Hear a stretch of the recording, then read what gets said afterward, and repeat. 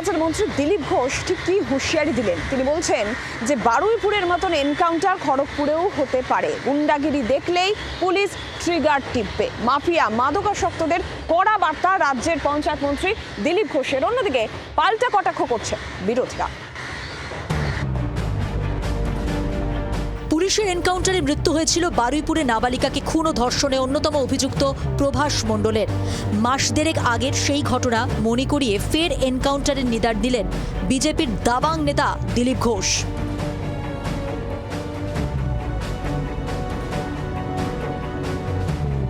খড়গপুরে আর মাফিয়াগিরি গুন্ডাগিরি চলবে না। কোনো গুন্ডা মাদকাসক্ত সেখানে থাকতে পারবে না। পুজোর আগে সব ঠান্ডা করে দেবে পুলিশ। প্রয়োজনে এনকাউন্টার বাড়বে। রবিবার খড়গপুরে বিজেপির একটি পার্টি অফিস উদ্বোধনে গিয়ে কড়া বার্তা দিলীপ ঘোষের। মাফিয়াগিরি গুন্ডাগিরি সব আমরা বন্ধ করতে শুরু করেছি। কোনো মাফিয়া গুন্ডা খড়গপুরে থাকতে পারবে না। অনেকে ভেতরে গেছে, অনেকে তড়ি পার হয়ে গেছে। পুলিশ বলে দিয়েছে খড়গপুরের পা রাখলে সোজা গুলি খাবে, ডাল ভাত খাওয়ার আগে গুলিটা খেতে হবে। আর তার দেখতে পাচ্ছেন আপনারা দাদাগিরি গুন্ডাগিরি অনেকটা কমেছে। পুলিশ আমাকে বলেছে পুজোর আগে সব ঠান্ডা করবে। পুলিশ পাড়ায় ঢুকে তাড়া করে করে ধরছে পাতা করে দেখবে, কাউকে ছাড়া হবে না।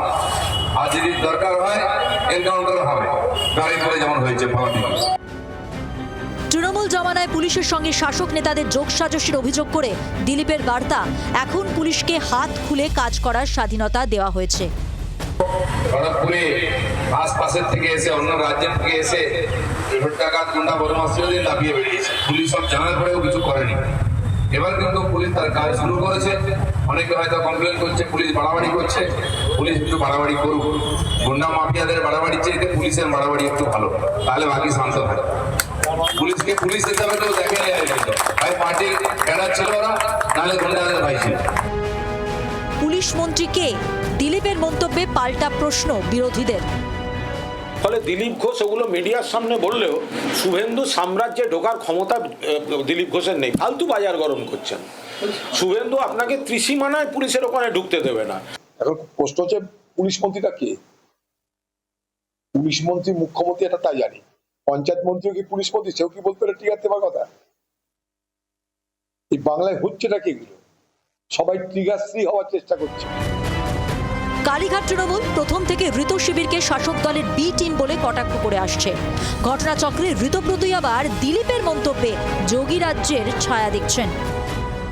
দেখুন, কিন্তু যোগীরাজ মানে উত্তরপ্রদেশের যে যোগীরাজ, সেই যোগীরাজ কায়েম করবার চেষ্টা দিলীপবাবুর এই কথায় পরিষ্কার হচ্ছে। তাহলে তো দেশে মানে দিলীপবাবু যেটা বলছেন সেটাই যদি সরকারের মতামত হয়, তাহলে তো দেশে হচ্ছে আইন কানুন রাখার কোনো ব্যাপার নেই। ক্যাঙ্গারু কোর্ট বসিয়ে নিন, খাপ পঞ্চায়েত বসিয়ে নিন, আর এনকাউন্টার করে নিন।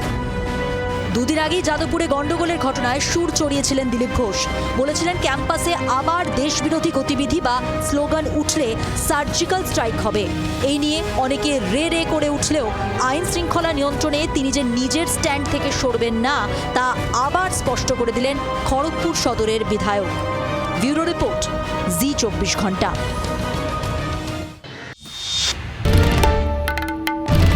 বাংলার আওয়াজ, বাঙালির আবেগ, জি24 ঘন্টা।